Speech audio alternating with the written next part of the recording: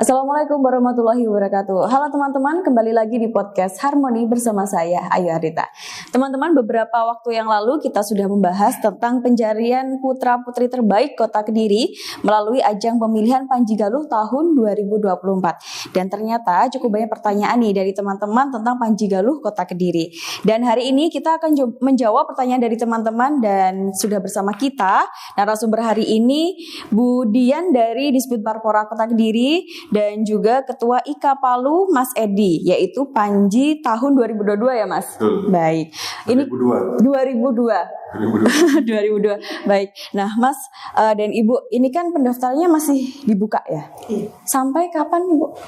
Awal mula memang kita pendaftaran tanggal 1 Februari mulainya sampai terakhir hari ini sebenarnya 28 Maret, karena sepertinya teman-teman anak-anak SMA itu masih banyak yang ujian atau apa, mungkin ya kita tunda lagi sampai 17 Mei. Sampai 17 Mei mendatang. Berarti ini masih ada waktu cukup panjang ya. Baik. Dia butuh persiapan soalnya. Ya.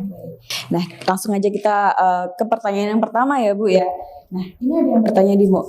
Bagaimana sih cara pendaftarannya untuk Panji Galuh sendiri dan apa ketentuan dan syaratnya? Ya, terima kasih Mbak. Kita kemarin sudah mengupload di media-media sosial yang ada di kita, baik di Kediri Tourism, di Panji Galuh, juga di Harmoni, juga di Pemkot, itu ada big link-nya. Ya, di situ ada linknya. Itu. Jadi kalau untuk persyaratannya usianya 16 sampai 24 tahun.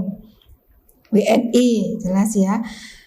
Identitasnya itu bisa Kota Kediri atau tidak, asalkan mereka mewakili dari instansi atau dari sekolah. Jadi nanti ditunjukkan dengan surat dari mana yang mengirim dia.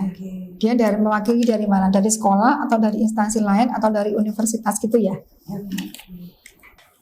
Dan kalau ada yang tanya juga nih Bu, ini tingginya nih Bu, berapa sih? Kalau nggak sampai di batas minimal gimana nih Bu? Kalau tingginya memang kita menentukan di yang putri kita 160, yang putra 170. Kalau minimal kita kan melihat seperti itu, karena kita lihatnya kan tidak hanya fisik atau tidak hanya kepintaran kan di situ. Duta wisata itu untuk mempromosikan. Jadi harus juga bisa orang mempromosikan tuh harus gimana, harus menarik orang yang dipromosi itu bisa tertarik sama yang dipromosikan, kan seperti itu. Oke, berarti salah satunya tinggi itu juga menjadi acuan yang utama ya. Nah, kalau untuk bahasa Inggris sendiri gimana Bu? Apakah itu juga diharuskan bisa berbahasa Inggris? Wajib ya Mas? Harus jadi Minimal bisa lah. Inggris atau satu bahasa yang lain, asing lain. Banyak sih teman-teman juga Bu ya, yang alumni ya sekarang juga sudah kuliah di luar negeri, bahkan ada juga jadi kerja di luar negeri juga banyak, karena modal utama kita harus bisa berbahasa Inggris. Wajib hukumnya. Wajib. Tapi anak sekolah sekarang sepertinya pintar-pintar semua kok Mbak. Apalagi sekarang kuliah aja harus pasti bahasa Inggris. Pasti ada bahasa Inggris. Nah, Ibu, apakah nanti adakah seleksi lanjutan setelah pendaftaran sendiri? Ada banyak sekali rangkaiannya. Mungkin bisa disebutkan Bu apa saja nanti untuk seleksi selanjutnya? Setelah pendaftaran tanggal 17 Mei itu mereka juga mengumpulkan formulir pendaftaran mulai tanggal 13 sampai 17. Karena di situ mereka mengumpulkan pendaftaran itu sekalian diukur tinggi badannya, ditimbang berat badannya. Jadi paling nggak kita tahu bentuk fisiknya seperti apa. Jadi mereka harus datang sendiri, tidak boleh diwakilkan. Kan banyak yang tanya gitu, apakah boleh diwakilkan? Tidak bisa. Karena ada formulirnya itu yang harus dikembalikan, dan kita juga harus mengukur tinggi badan dan berat badannya juga. Biar tahu fisik aslinya. Tahu fisik seperti apa.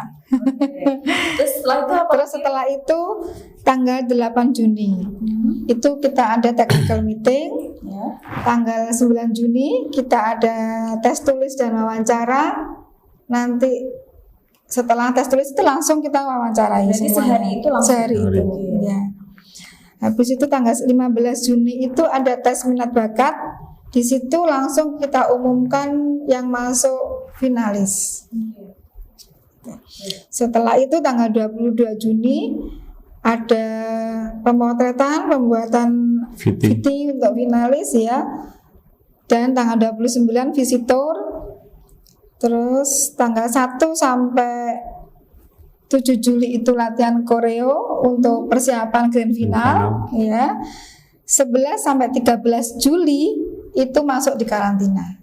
Oh, berarti ada karantinanya juga. Berapa lama itu nanti, Bu? Insya Allah di Grand Surya. Insya Allah di Grand Surya. Baik. Ini salah satu informasi penting ya mungkin bagi teman-teman yang ingin daftar. Soalnya ini kan cukup banyak ya nanti rangkaiannya yang dilewati sama teman-teman. Oke. Nah, ini juga ada yang bertanya nih. Untuk ketentuan video yang akan diupload, apakah ada persyaratan lebih lanjut selain durasi yang dibutuhkan dan apakah harus di kota Kediri? Iya dong. Kita kan mempromosikan kota Kediri, jadi kan videonya juga harus kota Kediri. Seperti pariwisata, seperti itu ya, Bu ya. Makanan khas. Makanan khas juga bisa ya, Mas? Iya, karena pariwisata itu lingkupnya bukan hanya wisata, kita juga lingkupnya juga ekonomi kreatif. Jadi dia bisa lihat di wisatanya seperti apa, ekonomi kreatifnya seperti apa, seperti di tenun misalnya itu bisa diambil, tahu juga bisa diambil, jadi seperti itu. Oke, baik, selain pariwisata juga bisa seperti makanan khas Kediri itu juga bisa ya. Oke, nah Bu ini juga ada yang bertanya, dia itu tingginya itu kurang dari batas minimal. Tapi dia ada kelebihan nih, mungkin bisa berbahasa Inggris. Itu gimana, Bu? Bisa nggak kira-kira? Kan saya tadi sudah bilang dari awal bahwa yang kita orang mempromosikan itu bagaimana orang yang menarik kan? Oke. Nah, gitulah pokoknya. Tidak hanya kepintaran, tapi kan juga harus fisik yang harus orang kan tertarik. Kita mempromosikan barang sesuatu kalau orangnya cantik, ganteng gitu kan pasti tertarik. Oh iya, itu alami ya bagi kita ya, pasti kan manusiawi banget yang oh iya anaknya cantik, akhirnya kan dia suka. Gitu. Itu berarti harus persyaratannya itu harus memenuhi ya Bu ya. Berarti kalau kurang dari itu mohon maaf belum bisa ya. Menambahkan Mbak ya, karena tinggi badan itu mempengaruhi nanti setelah kita di ajang Panjigaluh kita naik ke Raka-Raki Jawa Timur. Iya. Ada batas minimum tinggi badan terus duta lantas. Iya. Berarti setelah dari Panjigaluh nanti juga akan ada seleksi-seleksi yang lain ya dari kota Kediri dikirimkan. Oh. Raka-Raki naik lagi ke Duta Wisata Indonesia yang untuk ajang nasional. Jadi tinggi badan nomor 1. Tinggi badan harus nomor 1. Baik. Nah, ini ada pertanyaan untuk pendaftaran yang di link dan pengunggahan video di Instagram, apakah harus bersamaan atau boleh videonya dulu? Videonya dulu baru mungkin dia mendaftar. Itu gimana, Bu? Atau harus bersamaan video sama pendaftarannya? Biasanya malah nggak apa-apa sih, pokoknya dia mau asal sebelum tanggal 17 Mei. Oke, berarti boleh ya. Oke. Nah, ini ada pertanyaan secara umum nih. Apa sih output serta prospek jangka panjang yang ketika kita masuk di Panjigaluh? Oke. Jadi Panjigaluh itu kan diadakannya 2 tahun sekali. Itu makanya di 2 tahun rentang 2 tahun ini mereka menjadi duta wisata Kota Kediri. Di mana-mana dia membawa nama Kota Kediri.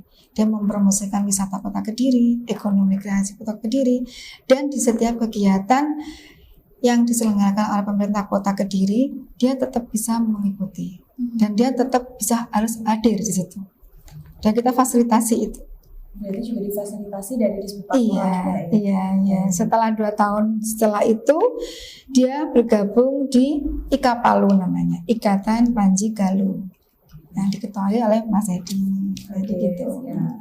Nah, ini pertanyaan yang juga penting nih. Apa sih hadiah nanti ketika sudah menjadi finalis dari Panjigaluh? Iya. Winner. Hadiahnya totalnya 15 juta. Itu juga banyak sekali dari sponsor-sponsor yang nanti ikut di situ. Mungkin salah satunya apa Bu selain dari 15 juta itu sponsor yang yang mungkin dari make up, dari tour, Kan kita pariwisata kan banyak ya, leadernya dari resto, dari hotel, dari liburan dari gratis. liburan gratis gitu. Biasanya tuh sampai Yang kemarin berapa? liburan gratis juga ya ada. Oh, juga ada Bu. Masih di mancanegara aja ya tapi. Iya. Baik. Nah, ini saya juga ingin mendengarkan cerita nih dari Mas Edi yang sudah mempunyai pengalaman nih dari Panji Galuh. Ini pengalamannya gimana sih Mas setelah menjadi Panji Galuh tahun 2002? Baik, ini saya Panji tahun berapa dia? 2002. Jadi Bahaya Panji. dari bahannya. Dari awal saya tuh mulai pergi bawahnya. Setelah masuk di ajang ini karena dorongan dari kampus dulu kan, udah ikut. Nah, emang banyak sekali dari awal saya nggak bisa berbicara, akhirnya bisa berbicara di luar publik. Terus untuk manfaat di pekerjaan, saya basicnya akuntansi. Dan sekarang, alhamdulillah sampai detik ini, begitu masuk ke perusahaan saya direkrut di PR, Public Relation. Jadi kan jauh beda. Beda ya ilmunya ini kayaknya. Betul.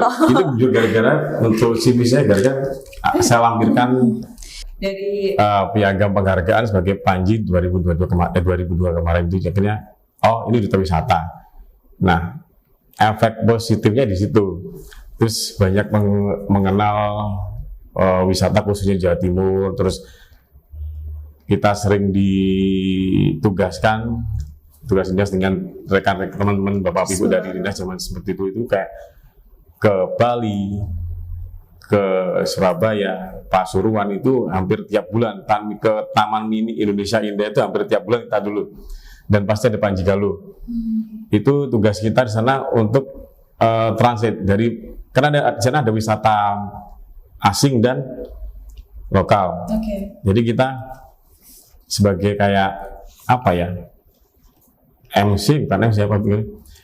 Ya, kita ada penampilan budaya, kesenian dari Sanggar A yang di Kediri, kalau Kediri kita yang sebagai MC-nya. Jadi kayak pakai bahasa Inggris sama bahasa Indonesia. Jadi pengunjung Indonesia bisa tahu. Nah, itu positifnya kita bisa mempromosikan budaya kita, khususnya Kota Kediri ke mancanegara atau mana melalui Dinas Pariwisata yang khususnya. Kalau pribadi sih itu tadi efeknya banyak kenal orang, banyak mengenal orang, dan semakin luas pandangan kita, ilmunya juga, khususnya di Kota Kediri, pengalaman juga. Itu aja sih. Kalau hadiah sih kita ya ada trofi, gitu cuman kita seneng-seneng aja. Kan efeknya sekarang lebih pintar ngomong aja. Lebih percaya diri juga ya Mas ya? Jadi nomor 1. Wajib. Itu sih. Nah, sebelum kita menutup nih Bu dan Mas Edi podcast hari ini, mungkin ada pesan yang ingin disampaikan bagi anak muda di Kota Kediri yang mungkin ingin mendaftar sebagai Panji Galuh, monggo. Ayo teman-teman, adik-adik semua dari mulai SMA, kuliah atau dari instansi untuk ikut hadir, ikut menyemarakkan dan ikut mempromosikan wisata Kota Kediri sebagai duta wisata Panji Galuh yang kita gerakkan sekarang. Terima kasih. Mungkin dari Mas Edi ada tambahan? Baik, ditunggu untuk adik-adik semua bergabung di Kapalu. Mumpung masih ada waktu untuk kalian mengasah potensi kalian untuk yang positif. Ya, silakan ikut serta dalam pemilihan Panji Galuh tahun 2024. Baik, terima kasih Mas Edi dan Bu Dian atas, dan semoga ini menjadi informasi penting bagi teman-teman yang ingin mendaftar, dan tentunya kita berharap dengan adanya Panji Galuh pariwisata di Kota Kediri nanti semakin dikenal. Baik, dan kita beserta kru yang bertugas mohon pamit undur diri dan wassalamualaikum warahmatullahi wabarakatuh.